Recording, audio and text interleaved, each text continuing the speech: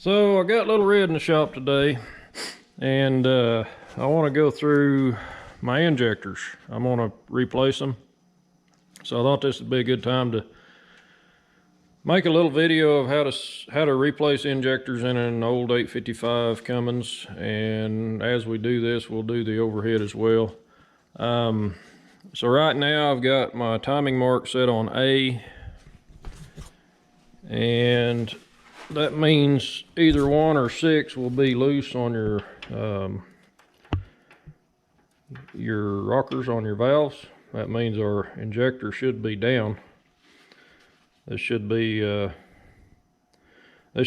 we need to be. Now, pulling injectors on these, you don't have to pull the rocker boxes. You can actually just pull the screw out of your injector rocker, and you pretty much got to pull the screw completely out, get it off of the push rod, and then you can move it out of your way. So your injector's down here underneath it. And there's 2 bolts. Get some light here, make it a little easier to see. 2 bolts on a clamp that holds it in. One for each cylinder. It's just a pretty simple deal. But what I decided that since I've got this apart, and I've got a story to tell about the injectors, but since I'm going to have it apart anyway, I thought it'd be a good opportunity to set the timing tool up on this engine, and we'll go ahead and just check the timing on it just to see. I rebuilt this engine back in probably 2002, and when we set it up, we set it to 350 specs, or so I thought. And I know I set the timing for 350 specs. Now, I pulled an injector out the other day just to see what I had, because I wanted to get another set of injectors, and I didn't have any numbers. So I ran the number by the guy at Primco Diesel, and I said, well, now what's that injector for? He said, well, that's for a 290 to 300 Cummins. So I've been running the wrong injectors in this truck ever since I rebuilt it. Whose fault is that? Well, probably mine for not double checking into it, but I just went with what the guy I was buying parts from told me I needed. So I think Little Red will probably liven up a little bit, may even smoke a little bit. I mean, this truck has never really smoked under a load since I've had it, which is not a bad thing, but I've never felt like it had 350 horsepower either. I mean, it gets the job done, don't get me wrong, but it just never seemed like it had quite the power it ought to have, and turns out I was right about that. So, gonna pull the injectors. Now, the way I'm gonna do this, I think, and I've kind of tossed it over in my mind, but I think I'm just gonna do one at a time. And as I put the new injector in, I'll go ahead, since I'll already be on my valve set mark or my timing mark, I can go ahead and just do the torque method. I can set the injector, double check my valves, or set those if needed, and move to the next one. So we'll just go through in order of injectors. I thought about pulling them all out at once, but the problem you run into, and I had this problem once before, is if you get the push rod tubes out of line, down in the bottom, they're on a little, let's see if we can get some better light. Probably can't see it, but there's a cam follower down there. And one time I had injectors, or I can't remember what I was doing. I was working on something on the truck, and this might have been before I rebuilt it. I think it was. Yeah, I know it was. But anyway, I put it back together, and one of my push tubes had gotten off the bottom, and I didn't realize it. So when I was turning the engine over by hand, setting the valves, and I heard a crunch, and I was like, what in the heck was that? But what it had done is that push rod tube had gotten down between 2 of the followers, and when it did, it put so much side pressure on that one, it just got them in a bind, and it busted the end off of it. So I had to go get a set of rebuilt cam followers just for that one section, I had to have a guy, this is before I had a timing tool, I had to have a guy come out and retime it for me. And I felt like an idiot. But the reason I'm gonna go through an order and just put one at a time in is it will be easier to make sure my push rod tubes are in the right spot.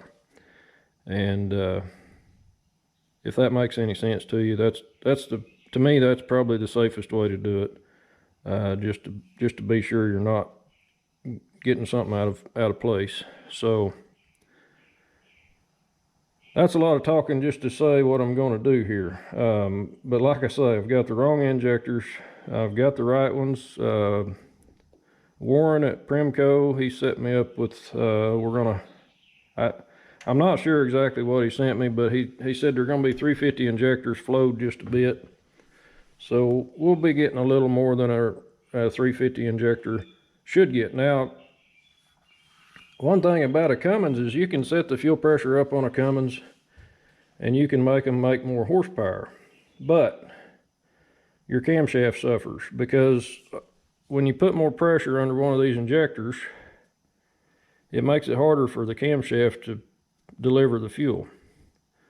So by using a bigger injector with a bigger nozzle, you actually can lower the amount of pressure that's dealing with your camshaft here. So when you jack up a Cummins, and let's say you've got a 290 Cummins with the early timing, and you inject more fuel faster, well, more fuel with the faster timing, you're going to cause more heat in the cylinder and more damage to the engine. So when I set this one up, I think I set the timing, I don't remember what it was at all. That's another reason I want to check it. I just want to see where I'm at on it. But I do know that I had to change the key in the camshaft gear. You have to change the key to get from a 290 to a 350. So the key is actually offset in the camshaft, so it gives you a little bit later timing, if that makes any sense. But the higher the horsepower of the Cummins, the later the timing should be. That's something that you could soup up a 290, you could turn the fuel up to it, and they'd make a lot of horsepower for a little bit. And so this engine has ran a long time, and it's due for injectors anyway, so I thought, well, might as well get it done. Quit messing around with it. But anyway, that's the job at hand. But I'll show you how I go through, and we'll start out by pulling injector on number 1. Okay, so like I say, be sure you're on the right timing. We're setting on number 1.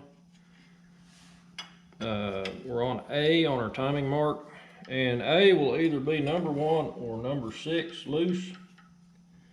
And number 6 is not loose. It's got the intake valve open. So these are both slack, so that means we're in the right spot.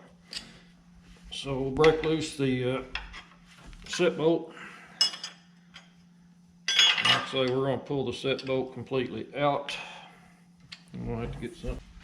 Now at this point, this injector is completely collapsed or pushed in.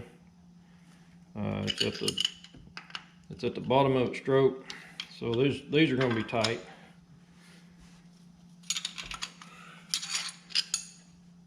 We should be able to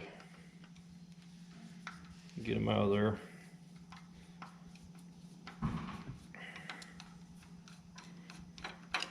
And don't drop nothing in your engine. Not sure if the book says it or not, but you can't rotate this rocker with the set bolt in it. Mosquitoes out here today. Sheesh. Okay, we've had so much rain, so we can get the push rod tube over to the side now. Maybe to that, not to that side, but to that side. Okay, so there's that. Now take a 1/2 inch socket and we'll loosen up the hold down clamp.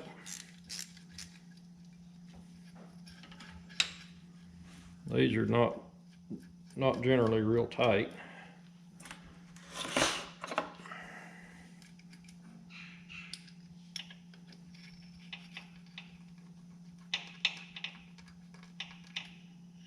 probably should have brought a magnet.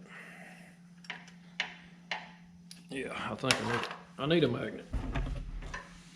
We don't want to lose anything and be fishing things out of the engine. So get those out of the way. And the hold down clamp comes off like so. And what I normally use is just a heel bar, something like this. And there's an edge on there. This one might not work for this injector, I don't know. Maybe in the wrong spot here, but you just gotta pop the O-rings loose, basically, like that. And then there is your injector. Ah, look at that, we got a little trash in there. This screen is actually, I don't know what that is. It's no good. This screen is the inlet to the injector. There's 3 O-rings on these. This top part's just in oil up above, but this is the return passage for the diesel that doesn't get shot through the injector. This is the supply. So the supply has a screen. And if I remember right, you're supposed to put the screen toward the exhaust valve, or the exhaust manifold on that side.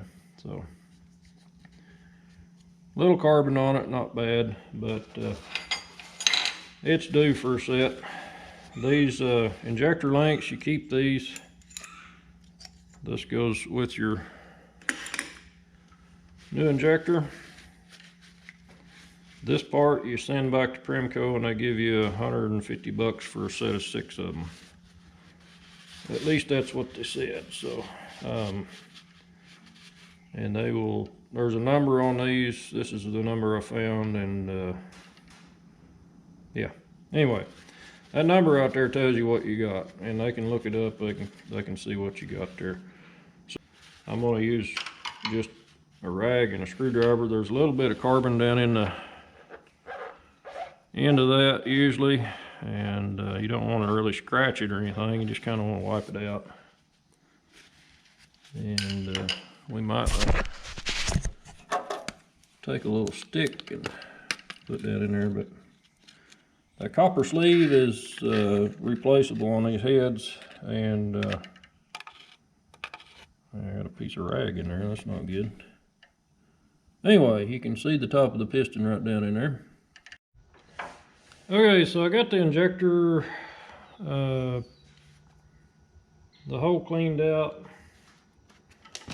I got one of my new injectors here. Now on these non-top stop injectors, you can tell they're non-top stop because nothing stops these from coming apart.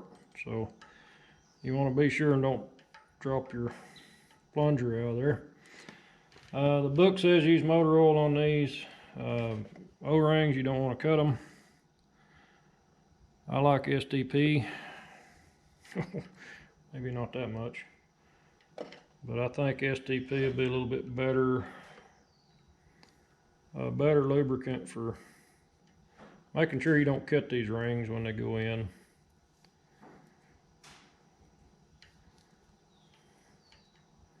Just need them nice and slick.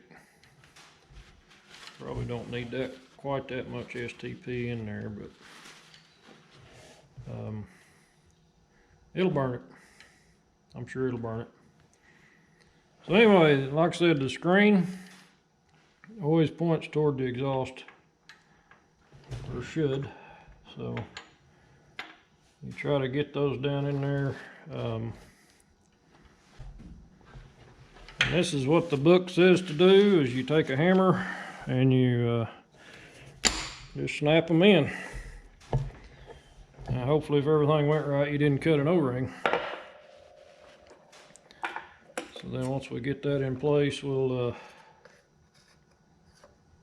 drop the injector link down in there. We'll get our hold down clamp.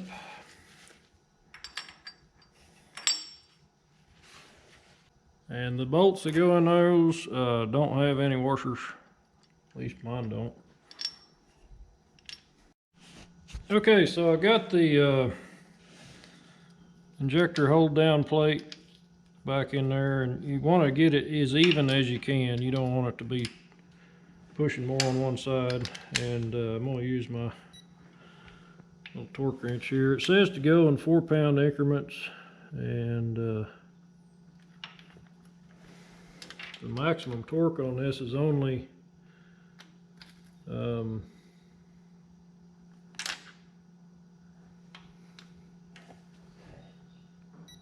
think it's 12 or 14 foot-pounds, so we're going to want to go up in 4-pound increments. So there's about 4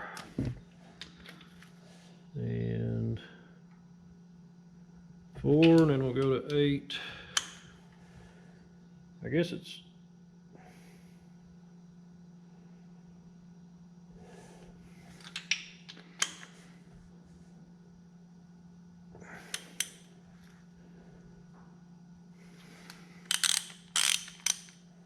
and then I've got it set to beep, I believe, at the torque.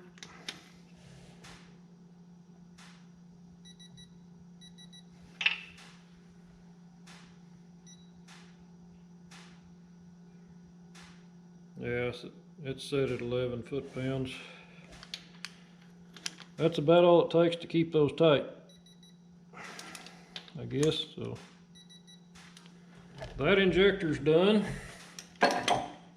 Now, like I say, we've got the we've got to put the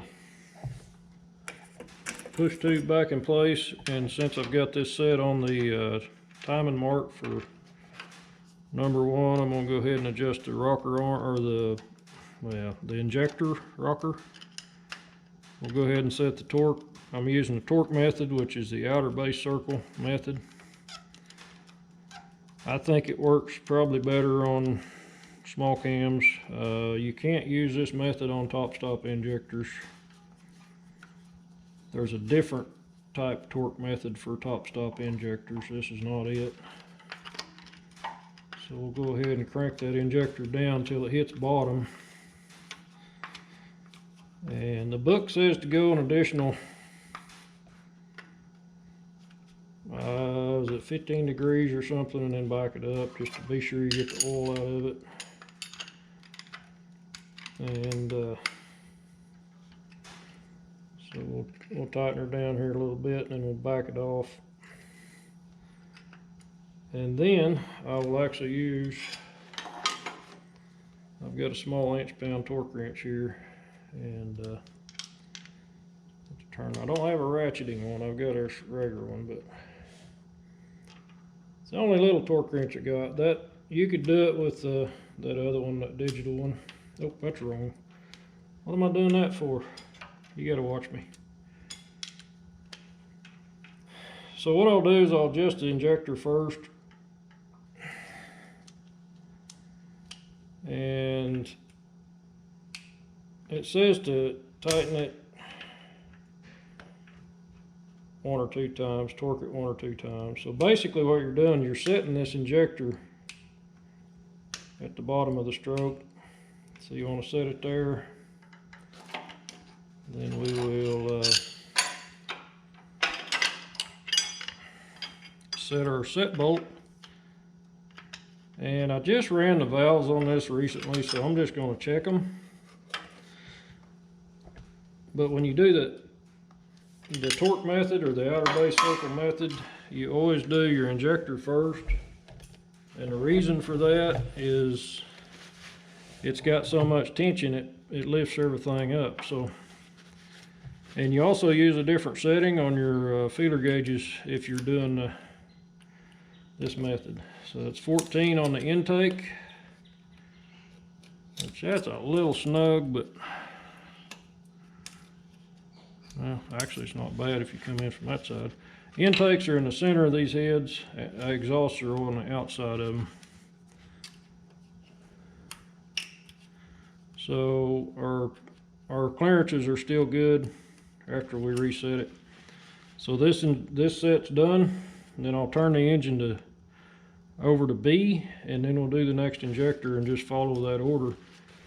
You go in the firing order. So number 1, since it was loose, the firing order is 153624. So our next injector will be number 5 after I turn the motor. I'll be ready to pull it out. So go ahead and crank it over to B.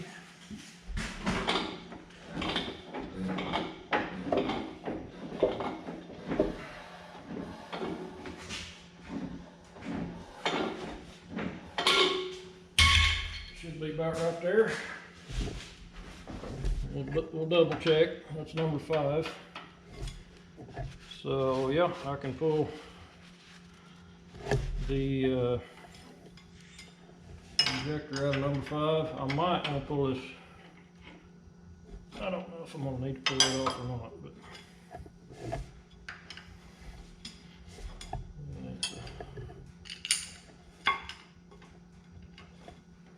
like I say, when you do it this way, you can be sure and keep your push tubes in order and not jumping around and flopping. I don't even like turning the engine over without the rockers, without the push tubes all kind of where they need to be. Just, you know, kind of makes me nervous a little bit because of what happened before. That's a pretty expensive mistake when you bust off a cam follower. Because when you pull that cam follower off, you have to retime it. I'm not even going to check timing on these other 2 heads. They all should be the same. If I did my job right back 20-some years ago, should be good to go.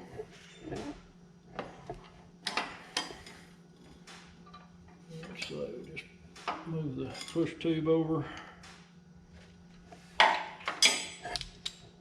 then we can get in there and pull our injector. I've learned to put tape over my intake here too.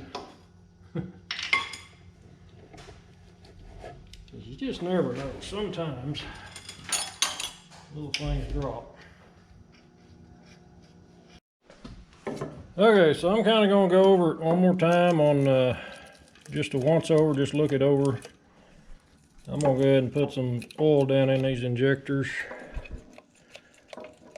just on top of them here. Probably should have did that as I was putting them in, but I don't think it'll hurt to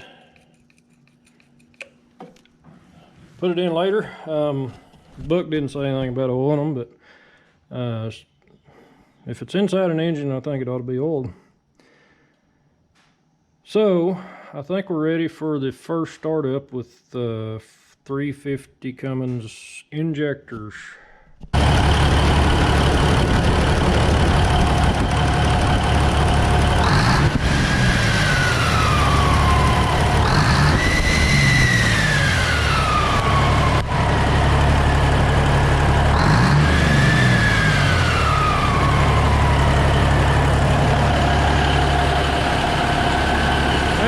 Put everything back together and we'll take her for a ride.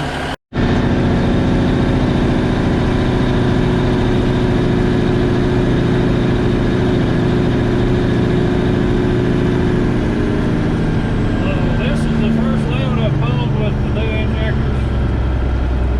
Did a little test drive with it. Seemed to me it ran better. Seems like I've got more RPM on the high end and just a little bit more response on the throttle. We'll see how she does here.